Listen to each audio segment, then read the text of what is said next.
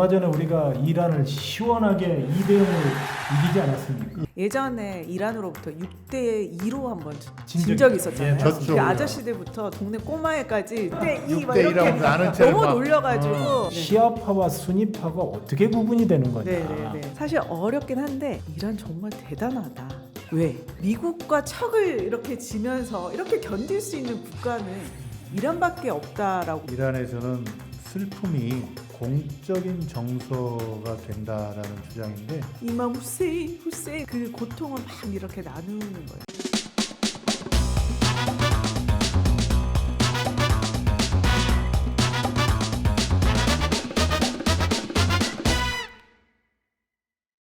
세계와 경제를 읽는 창 메디치 보라 진행을 맡은 민소장 민경주입니다.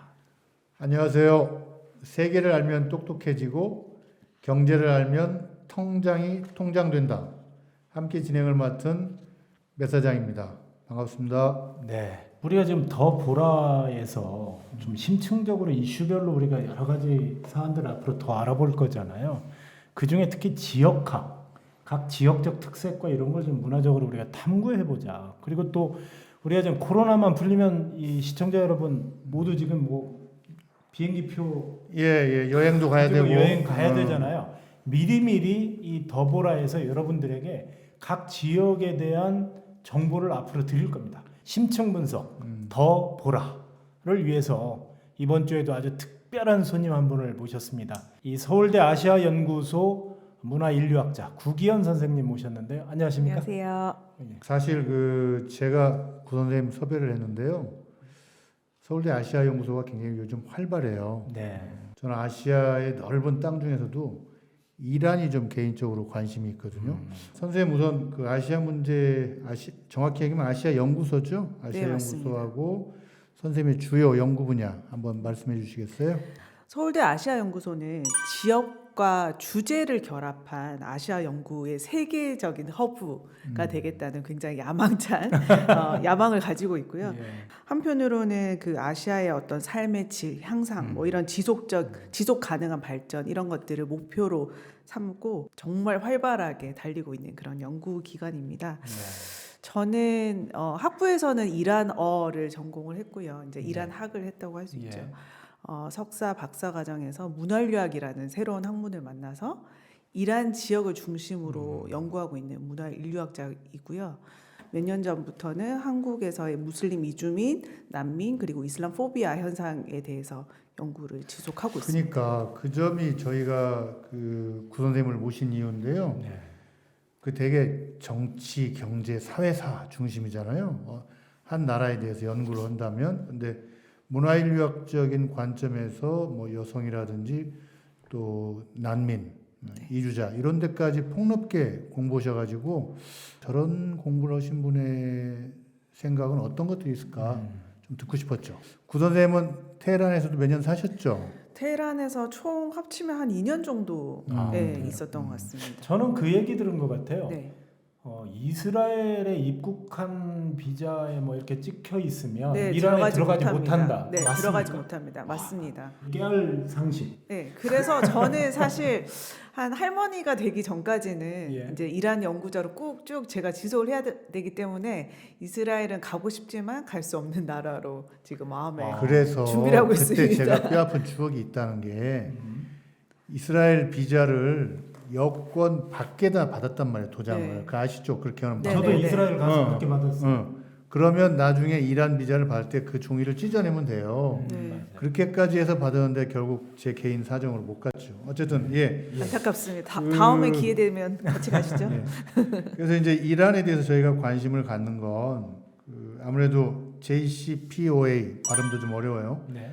미국과 이란의 핵 협상 그리고 그 합의가 지금 좀 잘 이루어지지 않고 있는 점 뭐 이런 게 좀 있죠. 네. 그리고 또 한 가지는 뭐 얼마 전에 우리가 이란을 시원하게 2대 0으로 축구 월드컵 이기지 않았습니까? 예. 혹시 이란에서 그 축구 이긴 거에 대한 뭐 뒷얘기 좀 들어보셨어요? 아 그거는 제가 최근 일이라서 제가 못 들었는데 네. 예전에 이란으로부터 6대2로 한번 진 진 적이 적이 있죠. 있었잖아요. 예, 졌죠 우리가. 아 그때 제가 이란 거리에 다니기가 너무 괴로웠어요. 왜요?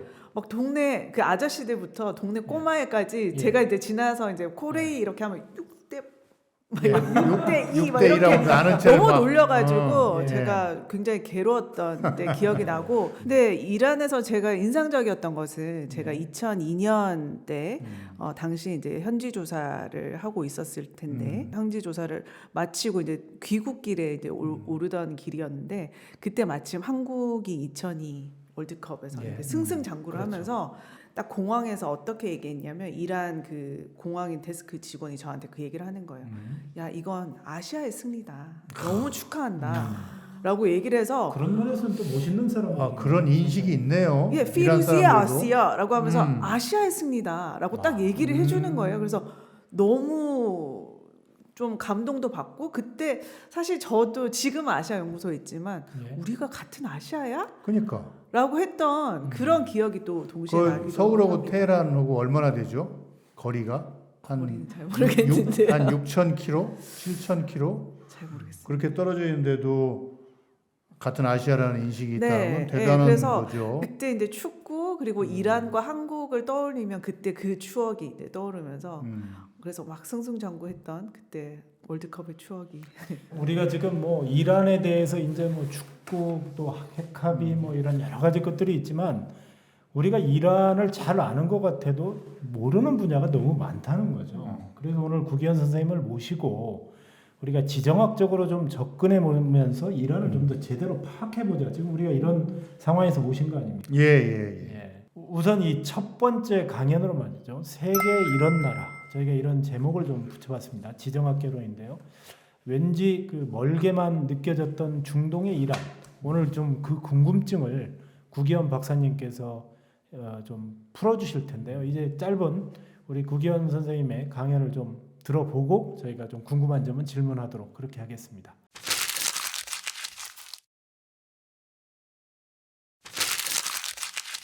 사실 이란이라고 하면 굉장히 많이 낯설게 이제 여겨지기도 하고 사실 많은 분들이 이란에 대해서 모르시고 이제 제가 이제 이란어를 했다고 하면 아랍어랑 달라요? 아랍어 할 줄 아는 거 아니었어요? 라고 이제 늘 얘기를 많이 하세요. 그래서 이란 사람들이 처음에 한국에 왔을 때 많은 분들이 뭐 나는 이란에서 왔다라고 하더라도 뭐 아랍이 어쩌고 저쩌고 얘기를 하면 왜 자꾸 우리 보고 아랍 사람이라고 하느냐라고 이제 불만을 토로할 정도로 사실 이란에 대한 오해도 많고 그리고 이란이 가진 뭔가 그런 강경함 뭐 이런 이미지 때문에 많은 오해를 갖고 있는 것 같습니다. 그래서 저는 뭐 앞서도 말씀하셨지만 이란에 대해서 우리가 접할 수 있는 것은 월드컵 예선이나 아니면 뭐 뉴스나 이런 뭐 아니면 호르무즈 해협에서 갑자기 뭐 그런 선박 예. 사건이나 뭐 이런 테헤란로 것 있잖아요. 테헤란로. 예, 테헤란로도 있죠. 그래서 그런 얘기들을 굉장히 많이 듣는데 사실 이란 사람들 정말 이란 사람들이 어떻게 살고 있는가, 이란의 문화가 어떤지에 대해서는 접할 기회가 굉장히 적다고 생각을 합니다. 페르시아죠, 페르시아. 예, 페르시아입니다. 그래서 이란어, 즉 이제 페르시아어이고 이제 페르시아 사람, 페르시아 문명이라고 할 수 있고, 그래서 오늘은 주로 이란 사람과 이란 문화에 대해서 말씀을 좀 드리고자 합니다. 이란은 공식 국호는 1979년 그 유명한 이란 이슬람 혁명을 시작으로 이란 이슬람 공화국. 그래서 굉장히 좀 특이하게 나라 이름에 이슬람 공화국이라고 해서 아예 종교를 딱 명시를 할 정말 몇 되지 않는 그런 국가라고 할 수 있습니다. 그리고 이슬람 안에서 시아와 순니파로 나누어진다고 했을 때 시아 이슬람의 종주국이라고 할 수 있습니다. 그래서 그런 면에서 순니 이슬람의 종주국인 사우디아라비아와는 굉장히 라이벌 관계에 있는 그런 국가이기도 합니다. 그리고 이란은 페르시아 문명이라고는 굉장히 많이 또 들어보셨을 것 같아요. 그렇죠. 그래서 세계에서 가장 오래된 문명 발상지 중에 하나라고 할 수 있고 또 페르시아 문명과 그 이슬람 문명의 영향을 받아서 풍부한 문화 유적지가 있습니다. 한국에 비해서 한 10배 정도 크다고 얘기를 하고 예. 있거든요. 그 10배 되는 그 영토에 수많은 유적지들이 있고 이슬람 유적지뿐만 아니라 조라아스터교 그리고 유대교 성지 그리고 기독교 성지 등 굉장히 다양한 그런 문명의 발상지다운 그런 관광지들이 많아서 이 코로나가 끝나면 꼭 한번 방문하시길 바랍니다. 그리고 이란은 사실은 이란을 연구하는 사람들끼리는 그런 얘기를 합니다. 이란 정말 대단하다. 왜? 40년 이상.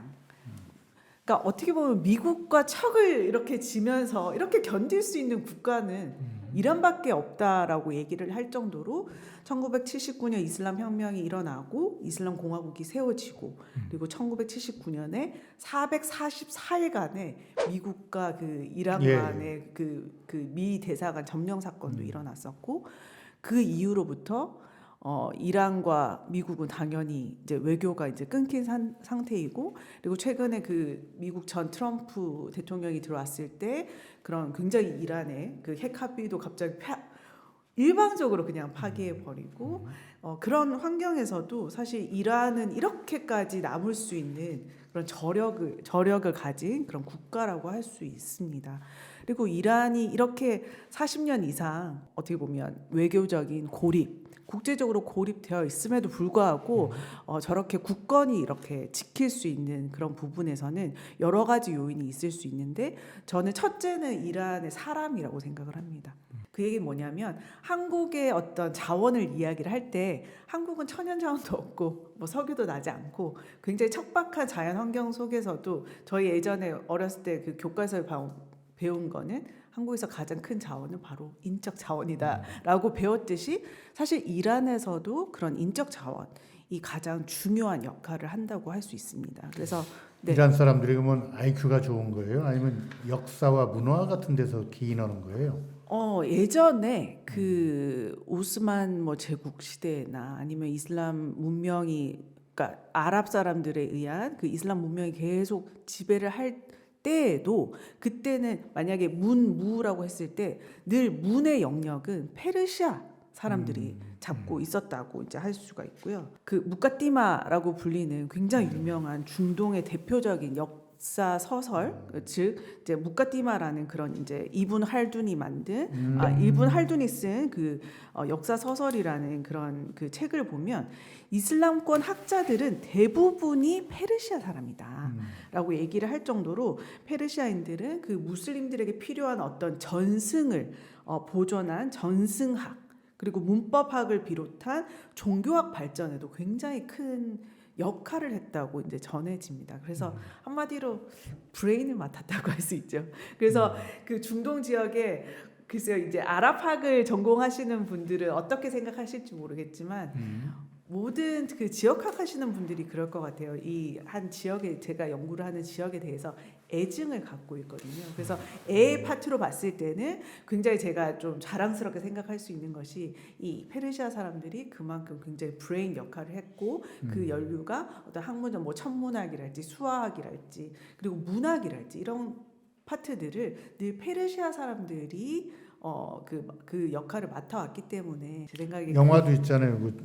그 뭐지 내 친구의 집으로 가는 길인가? 내 친구의 집은 어디인가? 네. 예, 내 친구의 집은 어디인가. 그러니까 우리가 뭐 중동의 다른 나라를 비하하는 건 아니지만 조개잡이 하다가 이 기름이 많이 나와가지고 갑자기 부자가 된 그런 나라들하고는 좀 다른 거죠. 그 일테면 지식 엘리트 그러니까 아랍권의 지식 엘리트 공급지였다 뭐 그런 식으로 네, 들려요. 그렇게 보시면 좋을 것 같습니다. 1971년이 이란이 그 역사적으로 건국된 2500주년을 그때 기념식을 했다고 그래요. 네, 파hlavi 그러니까 왕정. 네. 그러니까 2500년을 카운트할 수 있다는 게 놀라운 사실 아닙니까? 네. 페르시아 제국이라는 게 네. 그만큼 아마 뭐 어떤 문화적인 것뿐만 아니고 역사적으로 굉장한 자부심을 갖고 있는 것 같아요. 굉장히 자부심 큽니다. 그래서 이란 사람들은 그게 제가 이란 사람들을 이렇게 이제 제가 인류학자다 보니까 사람들과 이제 인터뷰를 통해서 이제 제가 이제 연구를 진행을 하는데 어떤 생각이 드냐면 이란 사람들은 정말 웬만한 계층을 보더라도 사람들이 굉장히 교양 있다라는 아, 생각을 그래요? 저는 되게 많이 실제로 개인적으로 굉장히 이를테면 예를 들어서 시문학이 발달이 돼서 정말 누구 하나 툭 건드리면 시를 다 이렇게 읊을 수가 있어요. 일반적인 대화 페르도스- 중에요. 네, 페르도시 뭐 이런 유명한 시선들을 아주 이제 읊는. 그래서 그런 것들을 봤을 때 이분들이 굉장히 교양 있는 분들이다라고 이제 얘기를 할 수 있고, 아까 민 소장님 말씀하셨듯이 이 문명을 가진 제국 출신들은 뭐가 달라도 좀 다른 그런 느낌이 있고, 아무래도 역사가 굉장히 깊기 때문에 그게 또 이란 사람들이 한국의 사극을 좋아하는 이유도 있어요. 우리 연결이 돼요. 우리 드라마가 뭐 1등, 대장 2등 한다고 하죠. 네, 근데 그 이유는 그 역사물을 좋아하는 이유는 이란 역시도 굉장히 깊은 역사를 가지고 있기 때문에 그것에 대해서 계속 대입을 하면서 이제 시청을 하시더라고요. 그래서 그런 역사에 대한 어떤 자부심 이런 것들이 굉장히 많이 있는 편입니다. 이 부분에서 좀 궁금한 게요. 사실은 그 이란 페르시아에 대한 역사적인 기록물을 보면 네, 기원전 한 700년 전에 헤로도토스의 역사라는 네. 그것과 또 이 구약 성서에 보면 고레스 뭐 네, 그다음에 고레스, 뭐, 키루스, 에스더 모르드게 네, 그 네. 에스더 왕비 아주 네, 유명한 왕비. 성경 속에 나오는 유명한 얘기들이 있잖아요. 맞습니다. 사실은 이런 부분들이 우리가 이란의 역사, 페르시아의 역사 자체가 우리가 정말 궁금한 점도 많고 네.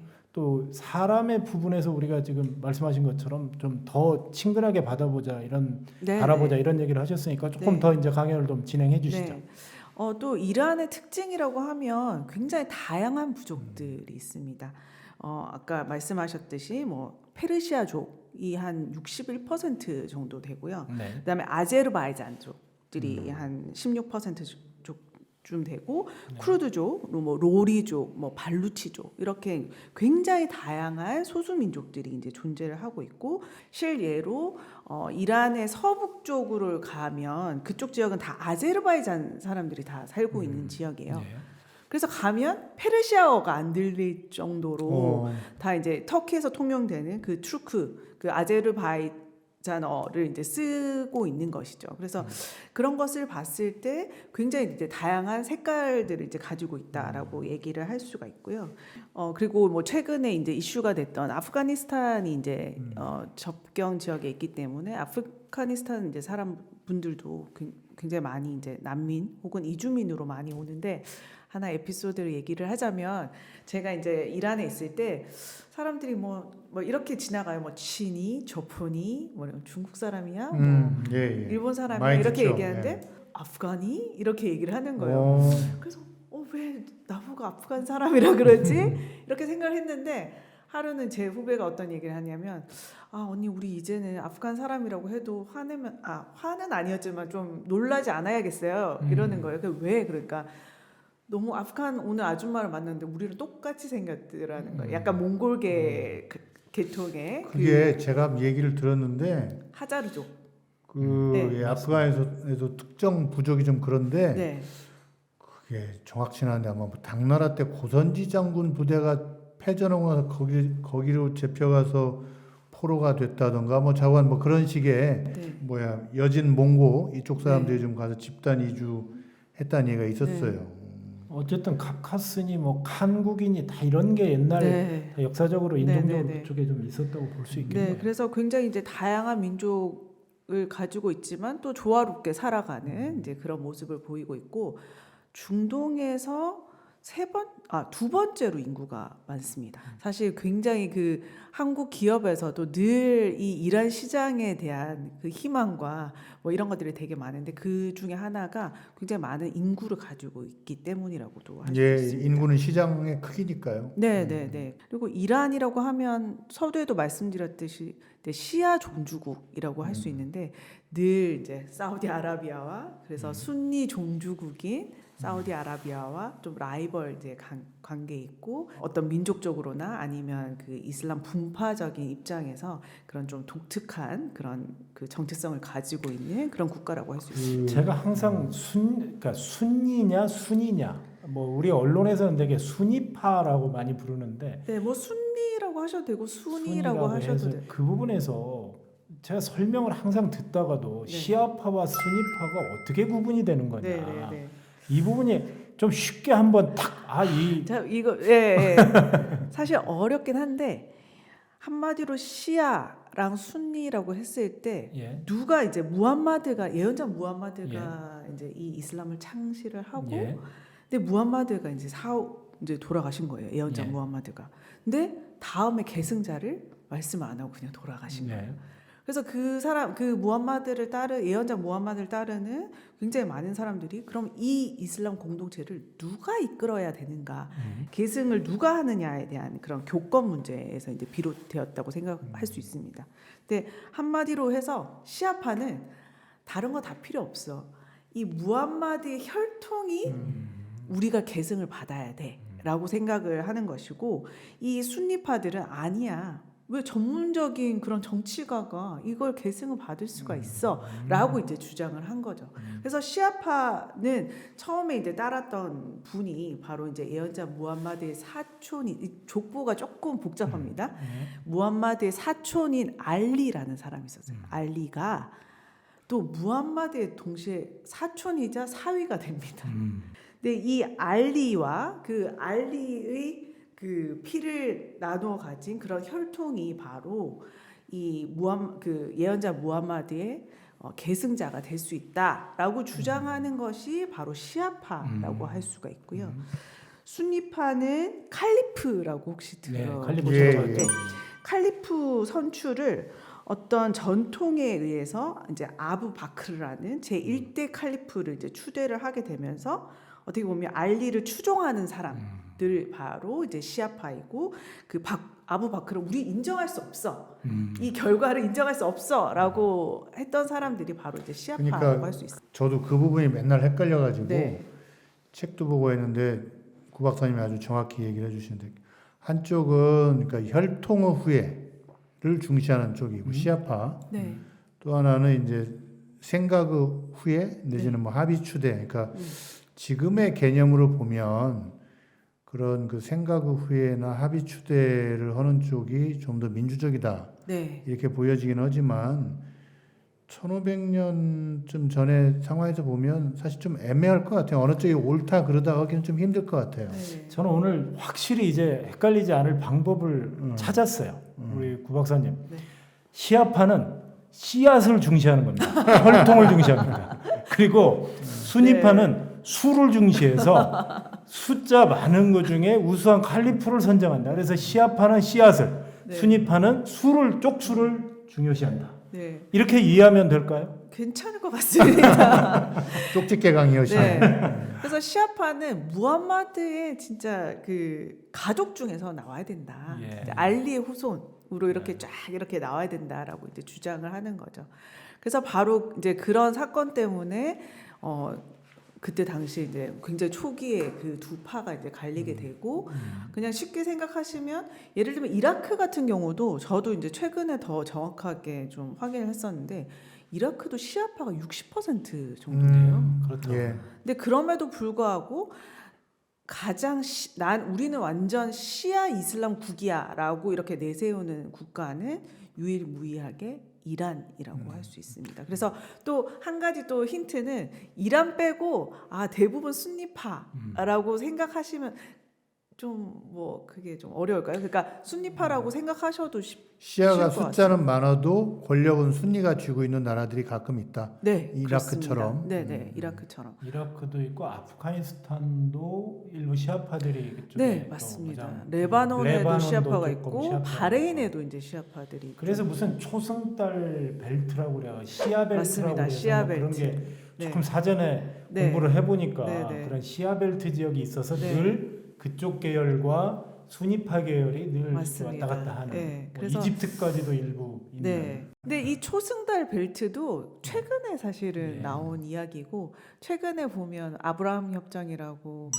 참 이게 이렇게 아랍과 예, 예. 이스라엘이 언제 이렇게 만난 적이 한 번도 없었는데 이 아브라함 협정에 의해서 또 새롭게 이런 그들만의 뭐랄까 협정을 이제 맺은 걸 보면 사실 이 초승달 벨트도 그렇고 이쪽 중동 지역도 언제나 내 편, 언제나 적은 영원한 적은 없는 것 같습니다. 그래서 그런 면에서 굉장히 그 지정학적인 의미 혹은 지경학적인 의미에서 서로 이제 도모도 했다가 또 적이 됐다가 또 연맹을 맺었다가 벨트도 맺었다가라고 하지만 사실 시아 벨트와 순니 벨트는 가장 전통적인 그런 뭐랄까 그 협력체.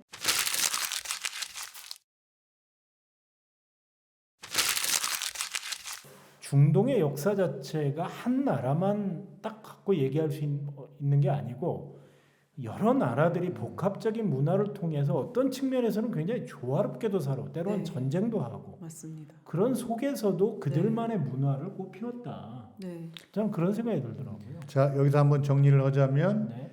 이란은 한반도보다 한 10배 정도 되는 영토를 갖고 있고 인구도 아랍권에서 두 번째로 많은 1억에 가깝고 아랍권은 아니죠. 아랍이 중동에서 네. 그 중동과 아랍과 이슬람권이 다 네. 다른 건데 네. 네. 그것도 언제 한번 얘기해 주시죠. 네. 그러고 아무래도 이제 내륙 국가다 보니까 여러 민족이 좀 섞여서 살죠. 우리나 일본처럼 이렇게 일민족 일국가 체제는 아니죠. 그런데 제일 많은 게 이제 페르시안들이고 언제 한번 아제르바이잔도 얘기를 해주시면 좋겠는데 네. 아제르바이잔이 한 16% 그리고 이제 우리 내내 얘기한 쿠르드가 한 10%.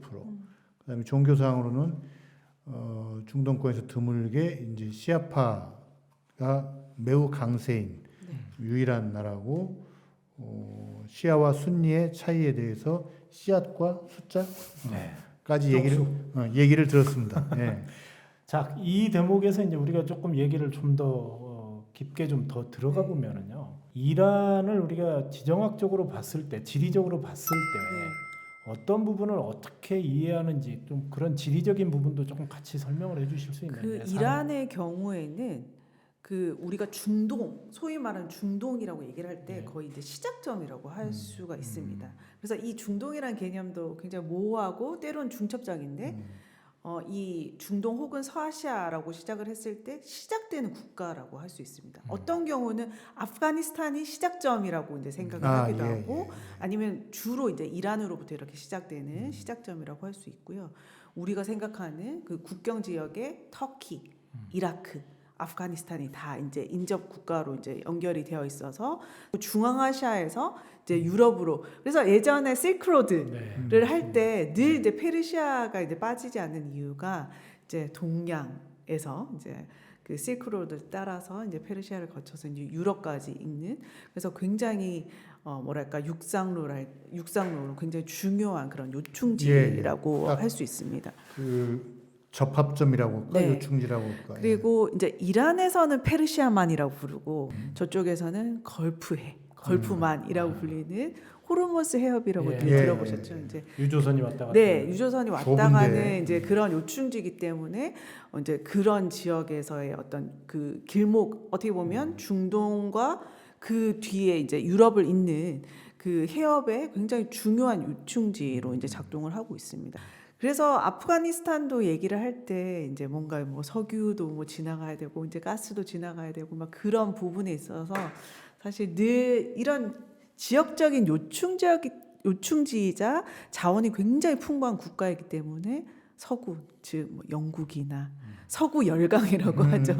영국이나 미국의 굉장히 어떻게 러시아까지 굉장히 눈독을 들일 수밖에 없는 그런 지역이라고 할 수 있어요. 그러니까 이란은 그 지정학적으로 보면 좀 약간 저렴하게 얘기하면 길목 장사를 하기 좋은 나라 같아요. 네. 딱 그 네, 길목을 차지하고 있어가지고 이를테면 19세기 말 20세기 초에 이제 뭐 그레이트 게임이라는 네. 개념이 있었잖아요. 그러니까 러시아는 남쪽으로 진출하려고 하고 영국은 그런 러시아를 또 막아내려고 하고 그 충돌이 이제 이란에서 벌어졌고 또 그레이트 게임이라는 책에 보면 그렇고 또 몽골이 이란까지도 한번 쳐들어왔었죠. 네, 네, 이란 네, 북부까지도. 네, 네. 거기서 이제 막아내면서 이슬람권이 좀 현상 유지를 했던 그런 것도 있고 최근에 와서는 이제 뭐 또 미국이 역시 가장 크게 갈등을 겪고 있고 미국이 또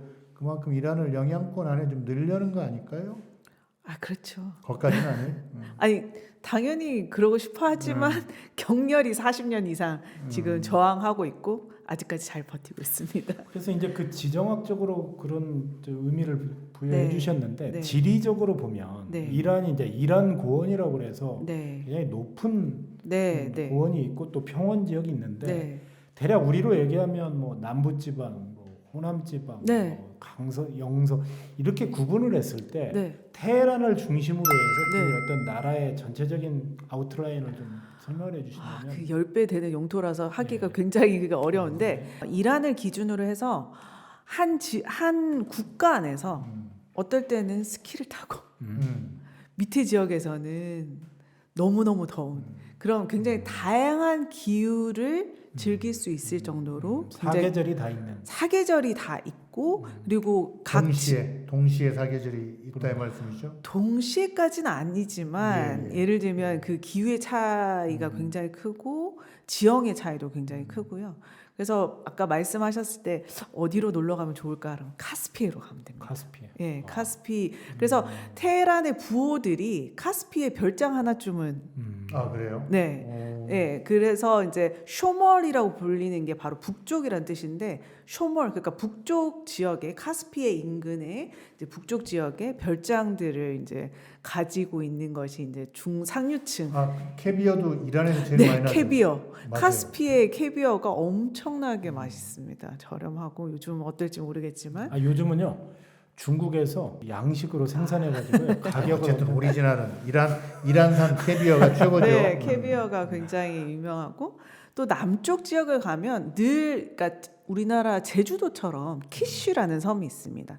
그리고 키쉬라는 섬은 자유무역지대라서 그 이란 사람들이 그 이제 텍스 없이 뭐 그 전자제품이나 이런 것들을 많이 사기도 하고 휴양지로서 거기는 거의 뭐 1년 내내 굉장히 따뜻한 그러니까 제주도랑 비슷한 거기는 그런 좀 키쉬란 개방돼 있어요. 뭐 두바이나 아부다비처럼 그 그러니까 뭐 정도는 아닙니다. 수영복도 입고 뭐 그런 건 수영장이 있습니다. 다만 남녀가 구분됩니다. 뭐 그런 그게 거 저 역시도 키시 가서 여성 해수욕장 가본 적이 있거든요. 근데 굉장히 충격적이었던 게 여자들이 이 탑 리스로 다 이렇게 태닝을 하고 있더라고요. 그래서 그때 굉장히 좀 문화적인 충격을 유럽 받았. 관광객이 아니라 이란 여성들이요. 네. 구 박사님 논문에 보면 슬픔의 에토스에 관한 네. 부분이 있어요. 저도 사실은 논문 보기 전까지는 한 번도 못 들어본 이야기거든요. 그러니까 이란에서는 슬픔이 공적인 정서가 된다라는 주장인데 그 얘기 한번 다음번에 좀 자세히 한번 들어보면 좋겠습니다. 네. 궁금합니다. 네. 혹시 아슈라라고 들어보셨어요? 단어는 들어봤어요. 모하람, 아슈라? 아슈라 백장 말고요. 네. 아수라 계획을 또 여기에서 혹시 그 막 이 무슬림들이 자기 몸을 막 치면서 아, 예, 막 예, 울고 예. 그러니까 순환의 그 뭐랄까 이제 순환의 고통의 예. 이제 길이라고 하는데 그것과 관련해서 이제 제가 좀 말씀을 드리고자 합니다. 이란에서는 모하람 달이라고 이제 이슬람력 9월이 되면 한 달 동안 이제 그 굉장히 온 도시에 검은 조기들이 다 개항이 됩니다. 그 검은 조기를 애도하는 대상은 바로 이맘 후세인이라는 그 이맘 후세인의 죽음을 이제 애도하는 건데 이 이맘 후세인이 바로 알리의 아들입니다. 그러니까 예언자 무함마드의 손자이자 외손자이자 파티마 가장 사랑하는 무슬림의 이상적인 여성상이라고 알려져 있는 파티마의 아들이자 이 시아가 따르고 있는 알리의 아들 이 이맘 후세인이 카르발라라고 불리는 지금의 이라크 지역의 카르발라라고 이제 불리는 지역에서 순니파 뭐 우마이야족이라고 하죠. 그 아주 쉽게 생각을 하면 그 순니파 사람에게 죽임을 당합니다. 그래서 그 죽임을 당한 그 날을 바로 아슈라라고 하고 이 시아 무슬림들은 이 이맘 후세인의 죽음을 굉장히 애도하는.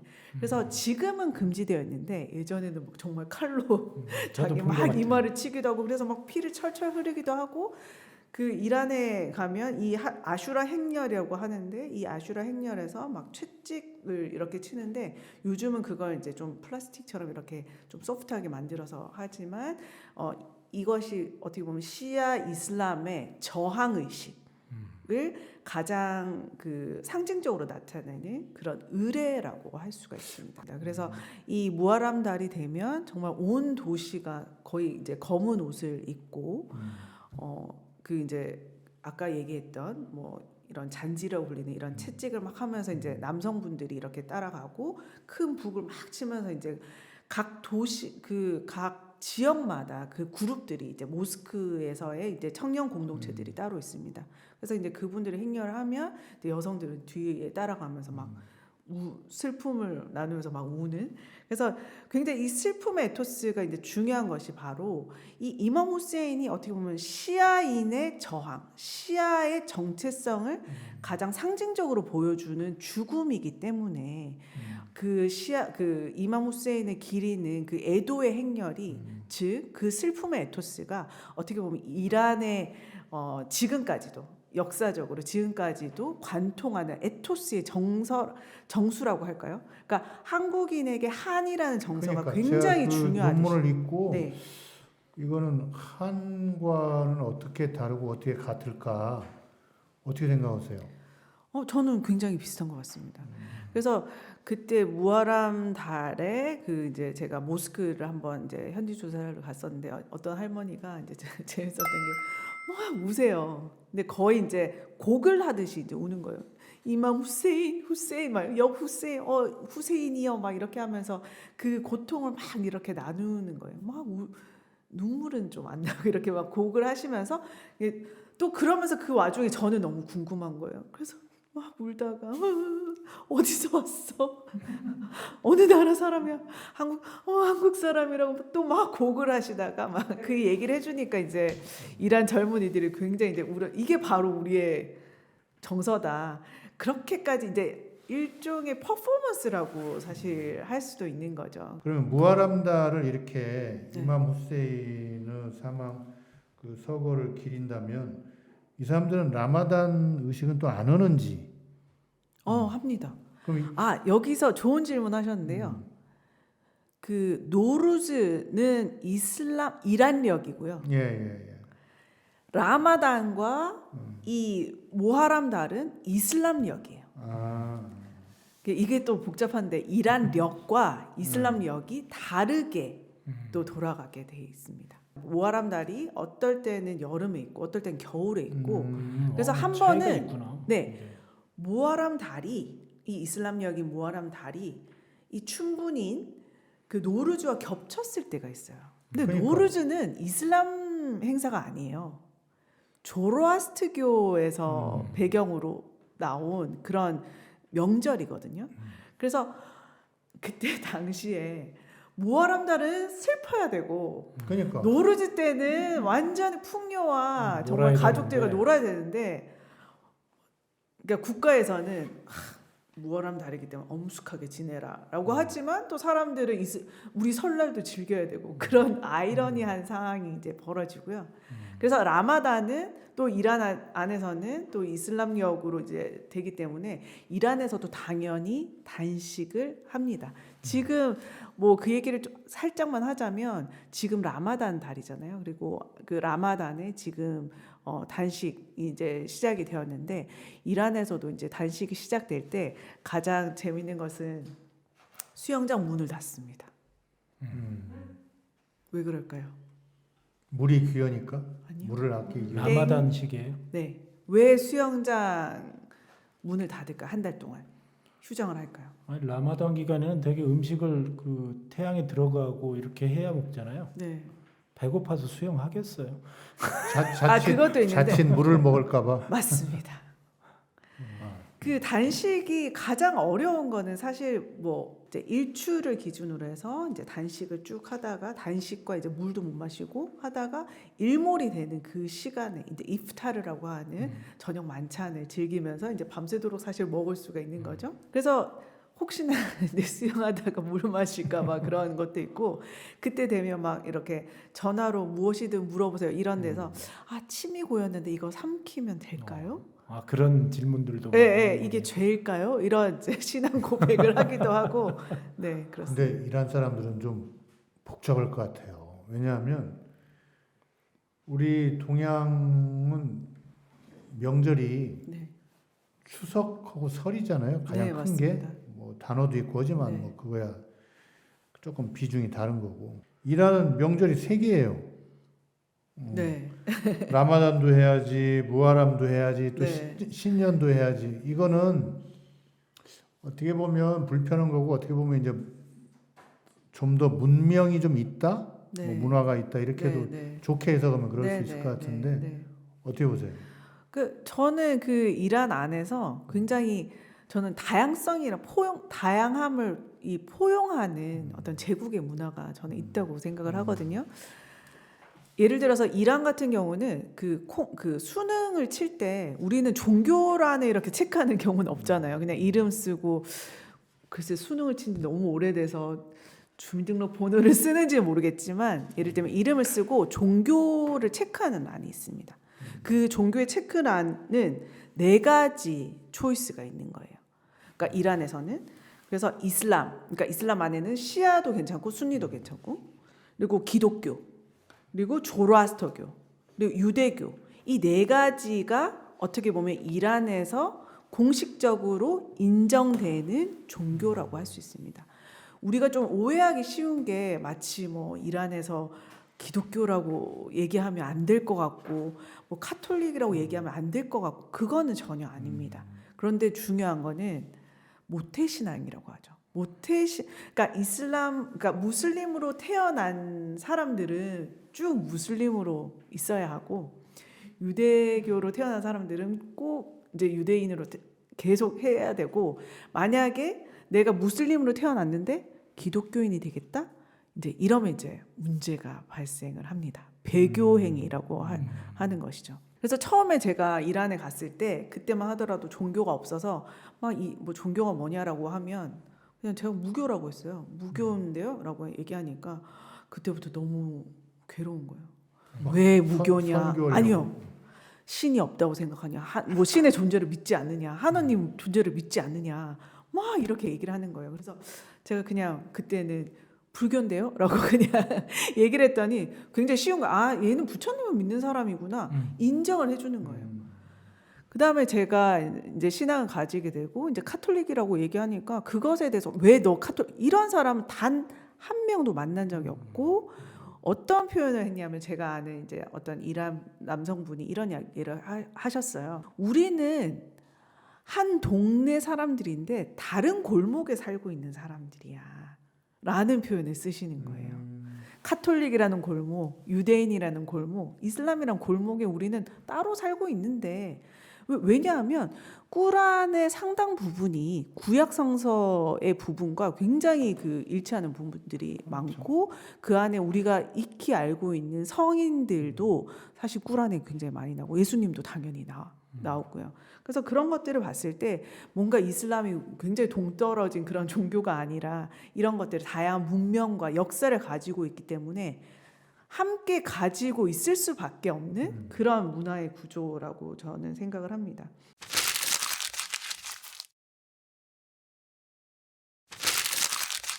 네, 오늘 메디치 더 보라에서 이 지정학적인 이란에 관한 여러 가지 얘기를 좀 우리가 다양하게 나눠봤어요. 시간이 벌써 상당히 지났는데 예. 우리가 지금 뭐 지정학적인 부분 또 이란 사람들에 대한 얘기 그리고 종교적인 부분 그다음에 슬픔의 에토스 이런 부분들을 우리가 좀 훑어봤는데요. 페르시아의 어떤 문화의 포용성이라는 게 굉장히 넓구나. 관용적이죠. 관용적이고 사실 그런 부분은 우리가 되짚어 봤는데 종합적으로 좀 구기현 선생님께서 정리를 한번 해주시죠.